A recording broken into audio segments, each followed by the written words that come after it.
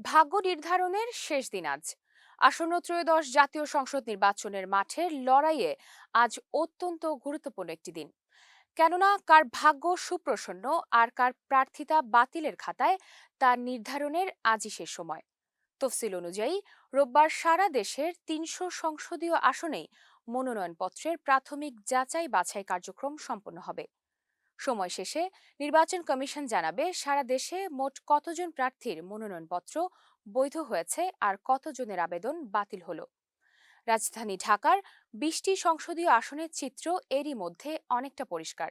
নির্বাচন কমিশনের তথ্য মতে এই আসনগুলো মোট ২৩৮ জন প্রার্থীর মধ্যে ১৬১ জনের মনোনয়নপত্র বৈধ ঘোষণা করা হয়েছে। অন্যদিকে বিভিন্ন ত্রুটির কারণে বাতিল করা হয়েছে ৮১ জনের মনোনয়নপত্র। আপিল ও শুনানি যাদের মনোনয়নপত্র বাতিল হয়েছে তাদের জন্য এখনই সব পথ বন্ধ হয়ে যাচ্ছে না।